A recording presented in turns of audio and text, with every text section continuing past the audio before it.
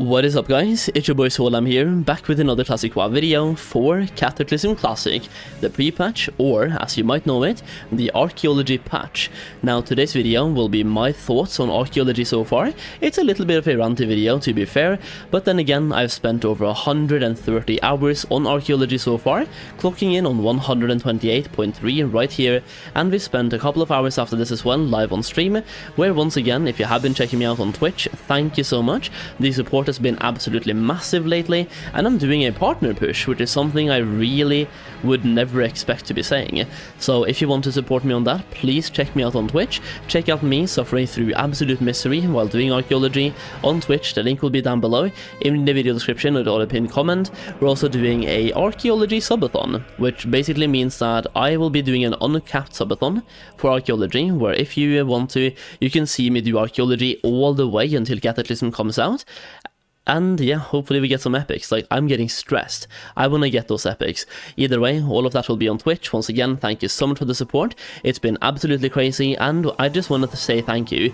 We're also doing a couple of giveaways for the Blazing Epic upgrade for Cataclysm, thanks to both you guys and Blizzard, so once again, there we go. Now, I've been doing a lot of Archaeology in the pre-patch. As you can see, we've spent a lot of hours, and we've only gotten one epic.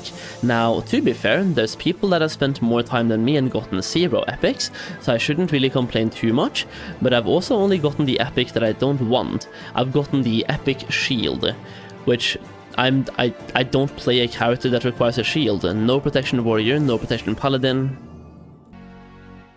So let's talk a little bit about Archaeology and why a lot of people are reacting a little bit negatively to Archaeology right now. And once again, these will all be my opinions. Maybe you agree with me, maybe you disagree, maybe I'm just being stupid, who really knows, right?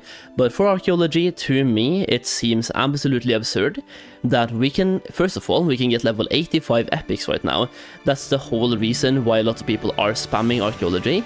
We get level 85 epic items that are bound to account, and they are the equivalent quality of a normal raid weapon. Like, we have a two-handed sword, we have a staff, we have a trinket, and we have the shield. And when Cataclysm comes out, we get another staff, we get a one-handed sword, and we get a ring as well. Now, for the first 4, we can farm those right now in the pre-patch, so being level 80 or even less, even at level 60, you can farm these, and like level 60 to 65, you can farm level 85 epics that are the raid quality from the future expansion. Now, not only that, but they're bound to account, which for me gives them even more value, because not only, like, here's an argument that people are saying, why would you only farm for 1 epic for 130 hours when you can just buy an upgrade in a GDKP?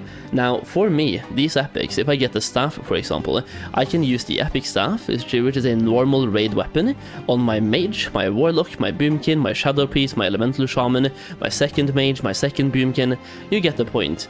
You can have so many characters that can actually take advantage of these weapons, and when it comes to the sword as well, you can have a DK, warrior, ret paladin, all using the same sword.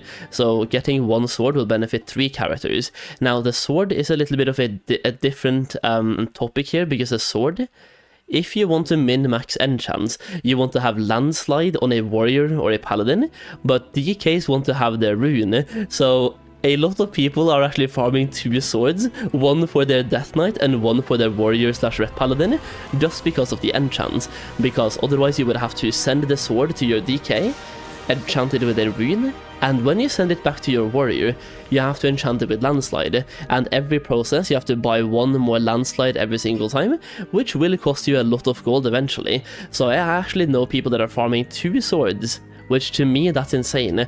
I've spent 130 hours and I haven't even gotten 1. Now, to me, there are 3 things about this that makes it absolutely ridiculous. Number 1 is that we cannot complete Fossil right now. Now, when you complete a certain faction in Archaeology, you get less spawns of that faction. Now, in Fossil, there's a pet called the Pterodax Hatchling, which Blizzard has already clarified on the forums, used to be 525 skill back in the day, so they're keeping it that now as well. That means we literally cannot complete Fossil in the pre-patch. Meanwhile, we can't complete Fossil because we need to have 525 to get a pet, but we can get level 85 epics from the future raid. So being 450 skill, we can get level 85 epics, but we need 525 to get a pet that nobody cares about. The only reason we do care about it is to be able to complete fossil, to get less fossil, to farm these epics that we're currently farming. And I get it. This is not how it was back in the day. Like, back in the day, the hatchling was 525 and should be the same now. But let's be real, Blizzard has already made changes. Change number 1, we have access to archaeology in the pre-patch. We didn't used to have that back in the day. This expansion came out, like the profession came out with the expansion back in the day as well. We have level boost now, we have WoW tokens now, we have a cash shop now, we have a retail mount now, we have like cosmetic mounts, we have cosmetic toys, we have the heirloom tab, which is working differently than it was in the past, we have pet tabs. We have so many things working differently in Cataclysm now compared to before. We're already on the no changes part. Why not change this one as well? Just one singular edit in the line of code for this pet, making it obtainable at 450, that would help everyone. Literally every single person would be happy about that change. It would allow everyone to get less fossil spawns, which also means theoretically more troll spawns and more dwarf spawns to farm those epics even faster. Now, once again, it's all RNG, and that's another thing I don't like.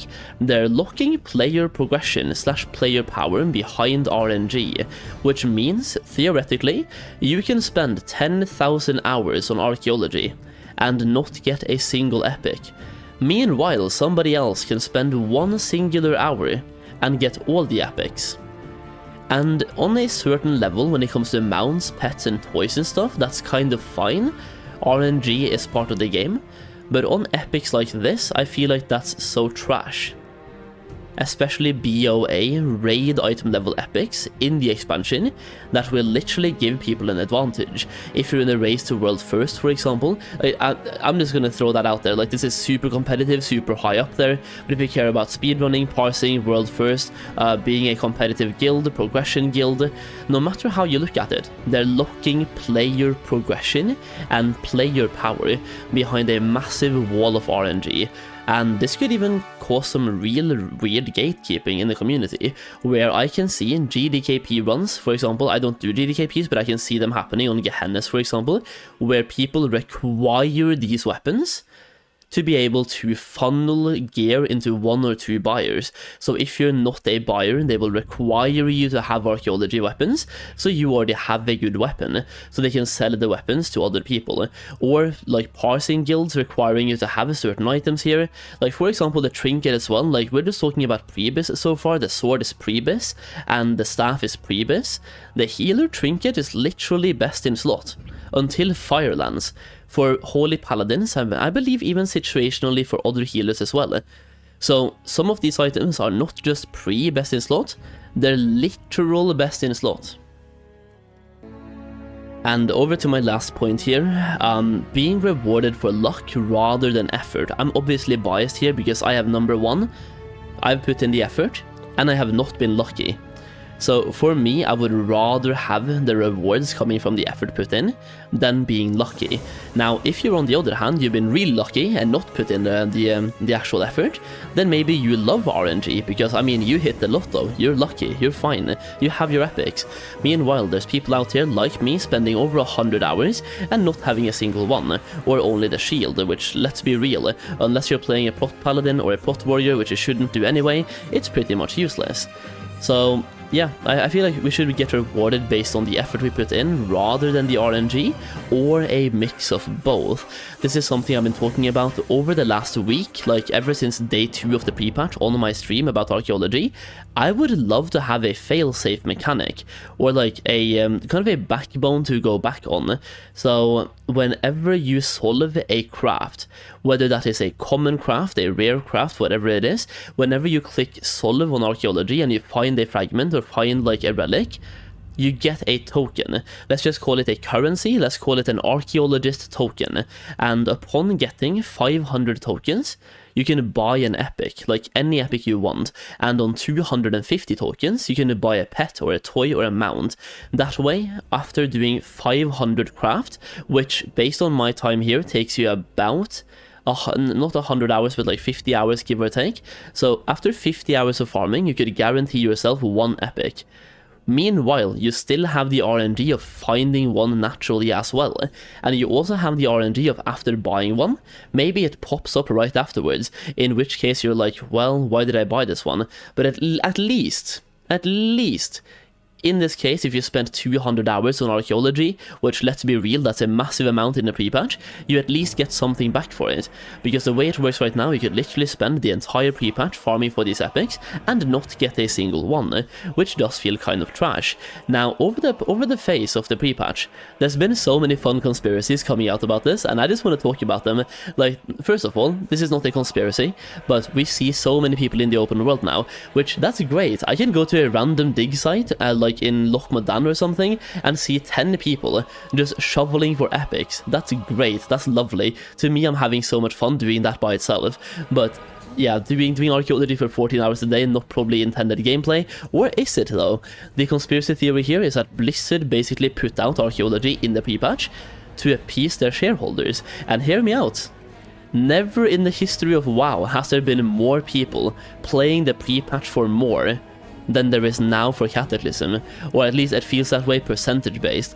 Like, there's so many people, first of all, not just playing the pre-patch, but playing 15 hours a day. So Blizzard can go to their shareholders and pull up a stats of like daily active users, and they're like, look at this, 90% of the players are online every single day, and out of those 90% of people, they spent an average of 12 hours a day playing the game.